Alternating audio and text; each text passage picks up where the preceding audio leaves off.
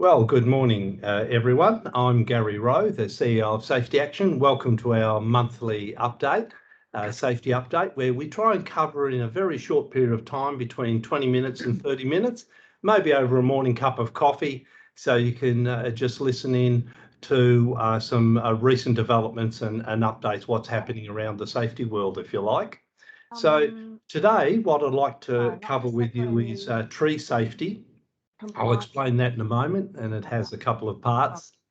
A new first aid code of practice, and I'll just have to, sorry everyone, I'll just find a mute button if I can. I'm not sure where that is. Okay, I think we're clear now.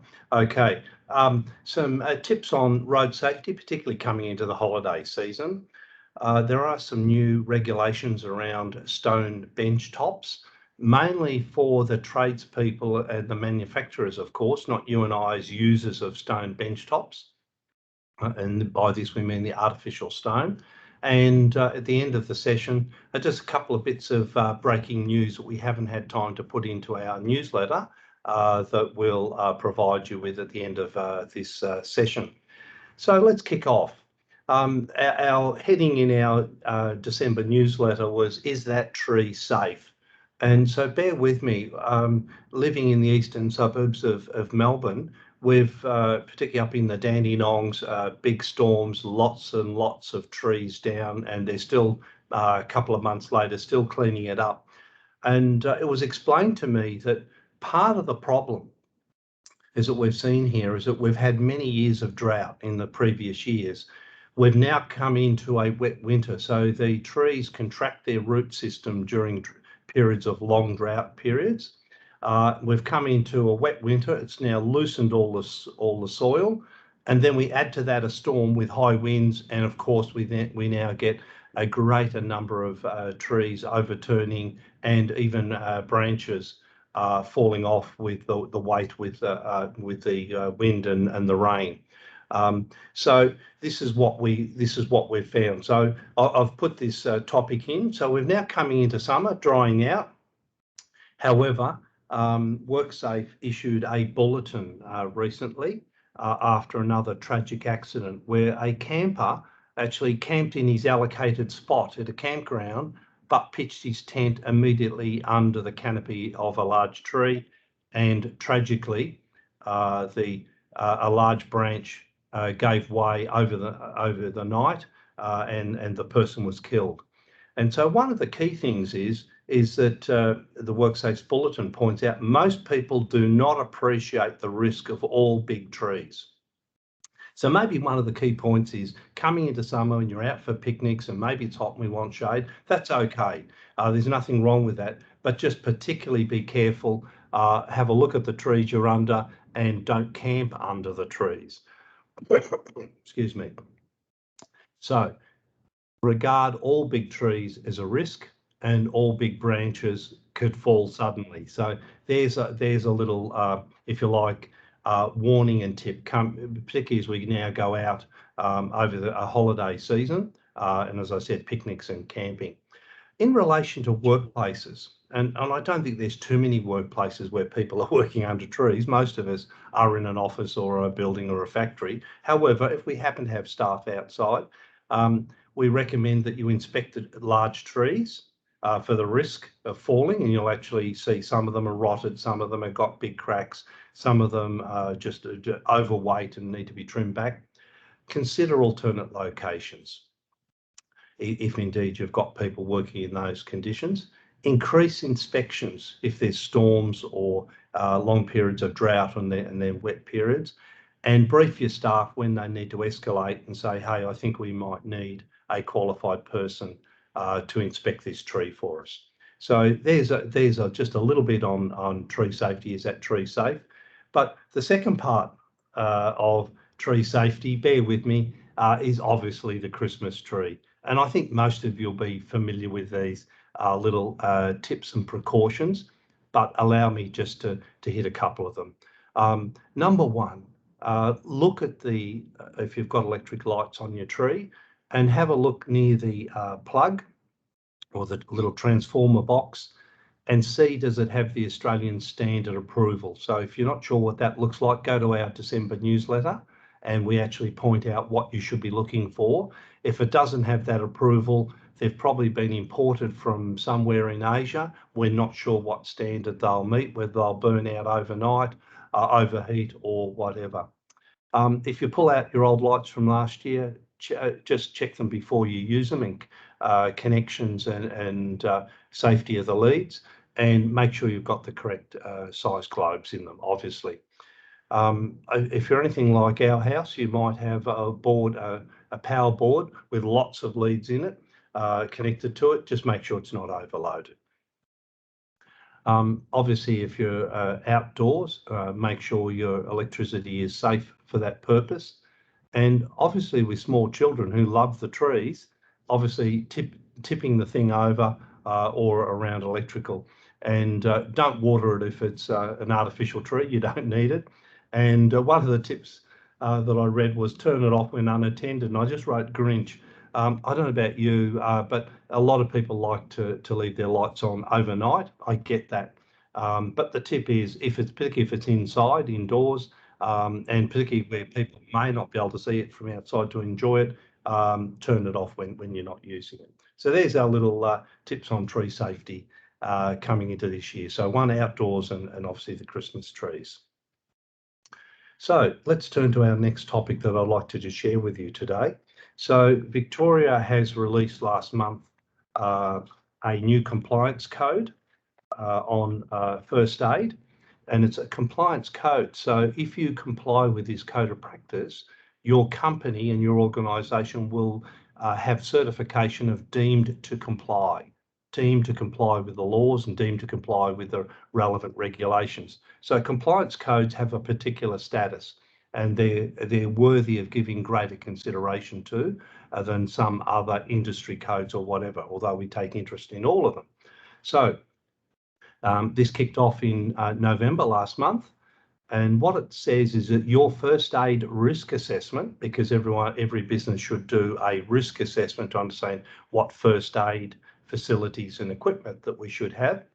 It says, and I hasten here, it says consider. It doesn't say you must provide all of these things now in your first aid kit. So it says in your risk assessment, consider asthma inhalers and EpiPens. So this may or may not be more prevalent or relevant in your business. In the past, as you know, first aid kits have been very bare of almost any other superfluous items, including things like painkillers like Panadol and for headaches and other things. They've in the past been recommended you don't have those things in your first aid kits. Here at Safety Action, we do have those things in our first aid kit.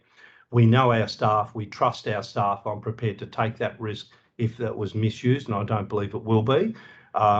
That they're adults, sensible, they can make a judgment if they have a headache, that it's appropriate for them and they can use it. Some big companies won't be prepared to take that risk. They either don't know or don't trust their staff. I think that's unfortunate, but if that's where you are, then you don't put extra things into your first aid kit. So here we now consider asthma inhalers, EpiPens that might help people in an emergency if they have an allergic reaction. That you would have that available and be able to help. It says consider. Consider mental health training. This is unusual because we're increasingly hearing programs like Are You OK? So asking people to think about your colleagues, think about the people around you. Do they look stressed? Is there something happening outside of work or even inside work that's affecting them? And we've been progressively conditioned and trained to think about the stress in others, the pressures that may be on other people around us. And so it's saying here, maybe your first aiders and other key people might benefit from mental health training. So there will be many providers that will actually increasingly provide this type of service for you and your business if you're interested. Consider an eye wash equipment if there is a risk. So I stress here, if your risk assessment shows that you have dangerous chemicals or some other exposure, then consider eye wash stations. And you'll see here in the photo, this is a little handheld eye wash. It doesn't meet the Australian standard, as in the eye wash has to run for, I think from memory, for at least 15 minutes of clean water, to wash eyes and etc. out. So clearly that won't provide 15 minutes, but you could have a number of these, and that would be initial response until somebody gets to a tap or a safety shower that would allow for the continuous water flow. So there we go, eye wash equipment in your first aid kit.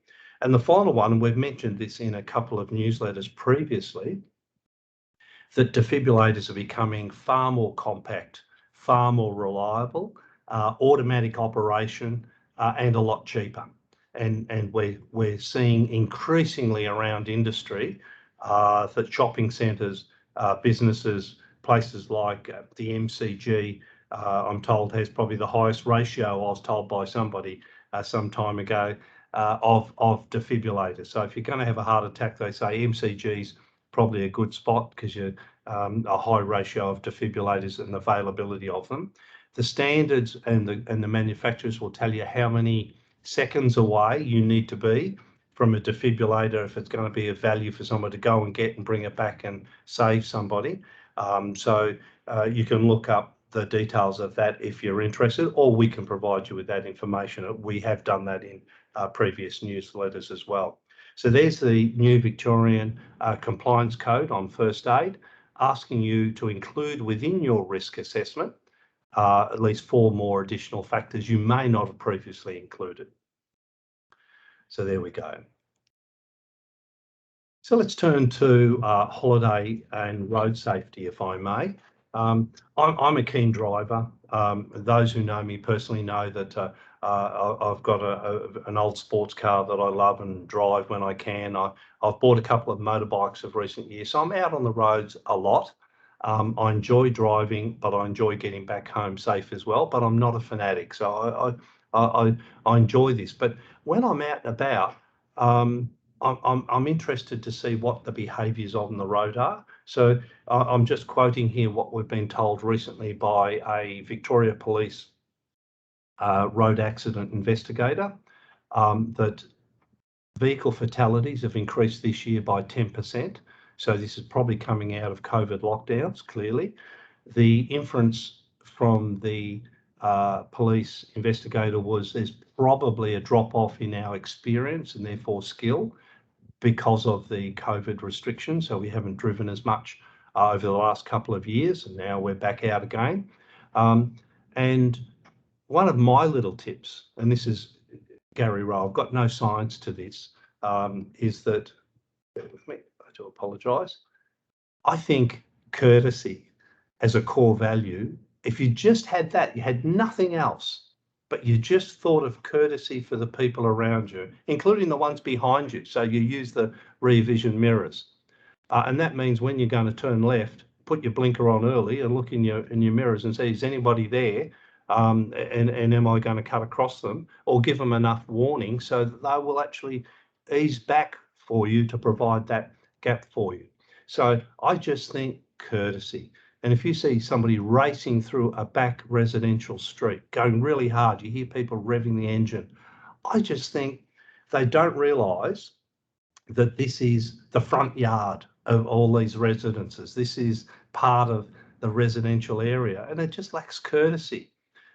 So it's not that we might not occasionally be in a hurry and brisk, which might be different to reckless and dangerous, but just think about that. So if we just thought of courtesy at every single point, whether it be speed, braking, blinkers, turning, I don't care what it is, I think just core courtesy.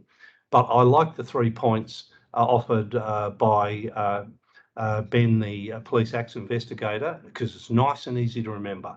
1, he said, just take your time on the road. 2, drive within the conditions, and 2, drive within your own ability. And what he meant by within your ability, he wasn't questioning that you're incompetent in driving, although we might have lacked a little bit of experience over the last couple of years. or exposure. But maybe during holidays, it could be towing a caravan, towing trailers, towing a boat, reversing caravans, reversing boats, those type of things. So that's the ability, things we may not have practiced as much of recent times. So I think courtesy, core value. And then remember, take your time. If you set a time you want to be somewhere, if you now get held up, you'll get stressed. So try and resist setting a time at which you believe you should be somewhere. And if necessary, leave 10 minutes early or a half an hour early if it's a longer trip, and just be relaxed and arrive 10 minutes early, half an hour early. That's quite relaxing. Get a cup of coffee. So take your time, drive to the conditions, drive within your ability. So there we go, some little tips on road safety. So turning to artificial stone bench tops, because this is what this is primarily about. So Victoria has released revised crystalline silica regulations. I've already had a set of regulations on silica, but they've now been revised. These commenced on the 15th of last month. So they're already now in place and applied. There are increased duties on manufacturers and suppliers of artificial, or sometimes called engineered stone, which is largely for kitchen, bathrooms, bench tops, etc. So they have to provide information on the risks of silica. Anyone who's going to work with silica, that's cutting, grinding, sanding, putting holes in bench tops, they have to do a risk assessment before they carry out that work. And employers that are doing silica work on engineered bench tops need to be licensed. So there's a licensing scheme has been introduced, and there's a permanent ban on dry cutting of engineered stone. So in the photograph you'll just see on screen at the moment, you see a lot of dust flying up here. That is now illegal in Victoria. There is a permanent ongoing ban on dry cutting of engineered stone. So there has to be a supplied water supply, continuous to grinders and cutters as one key thing there. There's controls for mining and construction area as well, where they may come across natural crystalline silica in the ground, and that may be part of their construction operation, cutting, digging, so they have to meet the same standard. So in fact, what you'll actually see here with the silica regulations, they almost identically match the asbestos regulations. So if you can think of all of the controls that workers have to be trained and educated on the risks of that dust, just like we have to educate them on the risk of asbestos dust. Employers, if this is involved now, have to educate the workers in the risk of silica dust and realise this is really dangerous. And artificial stone has something like 5 to 10 times higher ratio of crystalline silica in it than natural granite. So we think, oh, what's the difference between we've been cutting stones for hundreds of years and grinding them? No, we haven't. This engineered stone has a much higher crystalline silica content than natural stone, and that's why it has a greater risk. So these regulations are in place and operating now. It may be that you don't have any involvement with this at work, but it may be somebody doing something for you in your home, renovations, or with a friend or family. Just make sure they're doing that safely, the tradespeople involved. And you may have to direct them back out to these regulations if they're unaware of them. So it brings us to just a couple of bits of breaking news, if I may. New South Wales has, I'll just continue this, has introduced a bill on industrial manslaughter. It's passed the Legislative Council on the 24th of last month, so only a couple of weeks ago. It's currently in the Legislative Assembly. I can't tell you the timing of Parliament in New South Wales, but we would expect this to pass through procedurally whenever they meet next and actually deal with this bill. And it'll probably have a commencement date sometimes in 2022. It might be, for example, from the 1st of July of next year, the commencement date. I don't know. It could be March or it could be earlier or later, but I'd be tipping probably 1st of July might be a reasonable notification time. So what we find is that the New South Wales legislation has specifically targeted executive officers and and senior officers of the company. So employees could be subject to it, but they are not the target.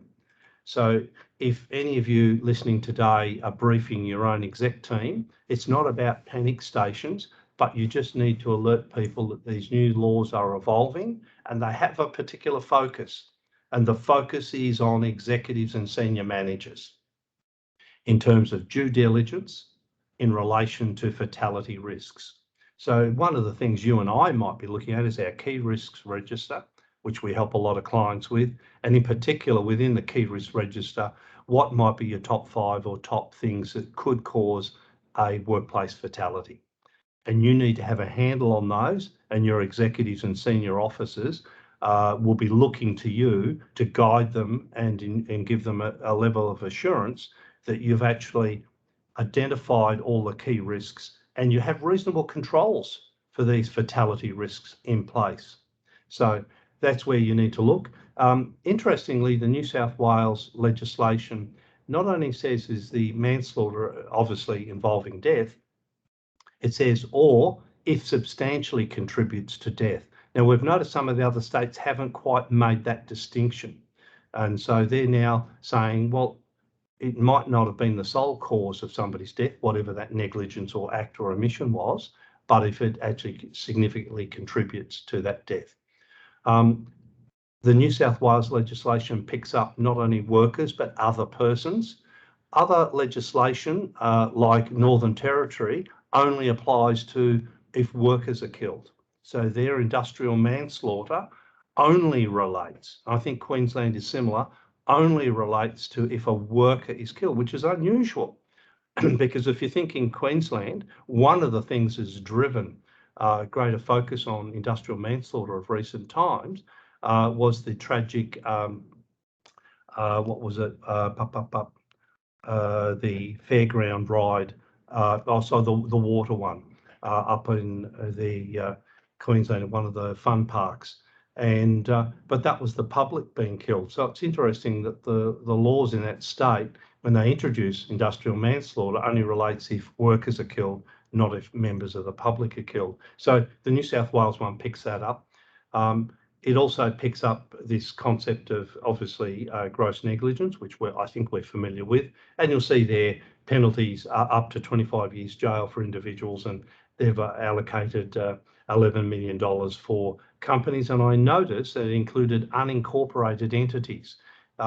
So somebody might think, oh, we're only, I'm not sure, but that could include, I imagine, some sporting clubs or something else. So if there was gross negligence and it caused fatalities, then senior people could be liable, other than volunteers. So if it excludes volunteers from being subject to this legislation, and most states have excluded volunteer workers from this.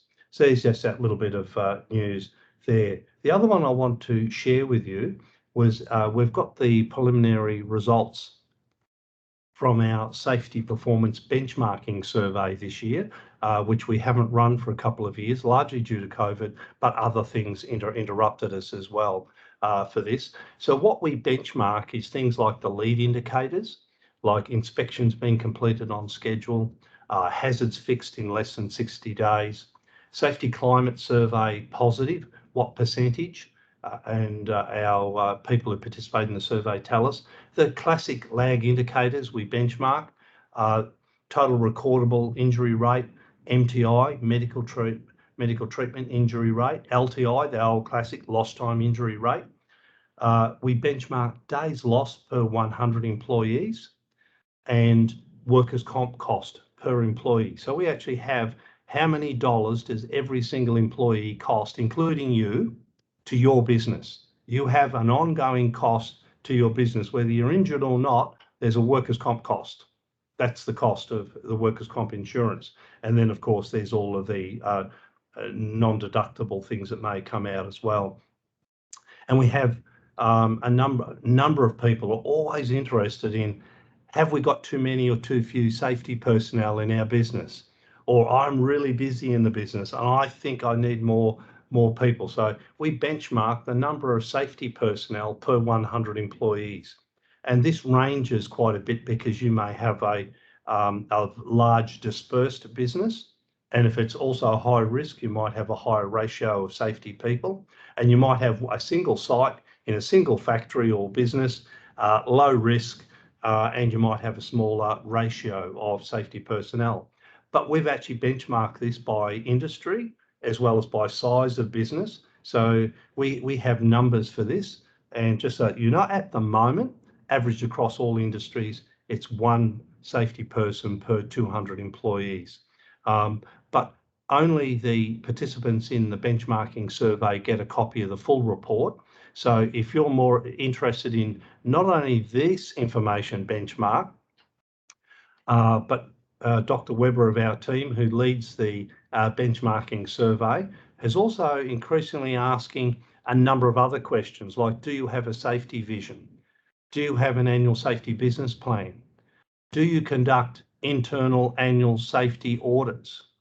Do you have external audits done at least every 3 years of your business, for example, by safety consultants? And the answer is yes, no to all these things. So it's really quick and easy to answer.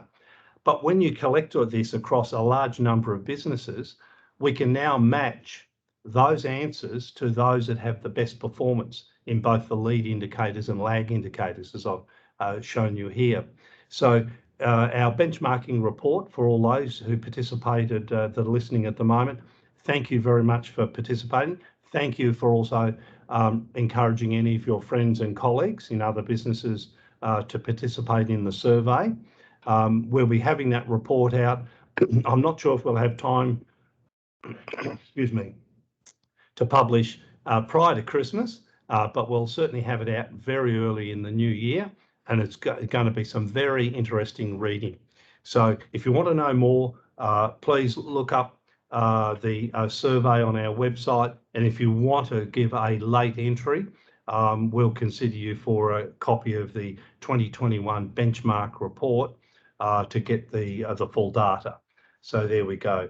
So the next webinar coming up, which will be early in the new year, we'll provide our training calendar for next year. So we'll be both having online as well as increasingly back into some face-to-face public training for you. Many people have been asking us, when are we going to restart our half-day, one-day workshops and 2-day safety leadership training? And we'll have a number of other topics, but one I've already prepared and highlighted is I'm going to tell you the difference between a safety spotter and a safety observer. So you can hold fire to that one, but if you need to know in the meantime, you can always contact me.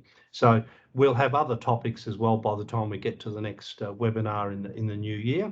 So that brings us up very close to the end of our allocated 20 minutes to half hour, and we're coming up to the half hour. Thank you for your interest. So thank you for joining us today and also for your support throughout the year. I wish you and your family a Merry Christmas and hopefully a happy and prosperous new year. And I think we're all looking forward to a much freer and more fun and movement around as we come out of the lockdowns and restrictions that we've had over the last couple of years. So at the moment, our next webinar, we're going to have a January off, will be Friday the 11th of Feb, if you want to just put a little diary note in there. And we look forward to seeing you early in the new year, but we may well be speaking to and catching up with a number of you individually before Christmas. So thanks again for all your support and interest, everyone, and we look forward to catching you early in the new year. Thanks, Rod. I see your sign there as well. Have a good Christmas. Okay. Thanks, everyone. Bye. Bye. Thanks so much. Appreciated. Bye.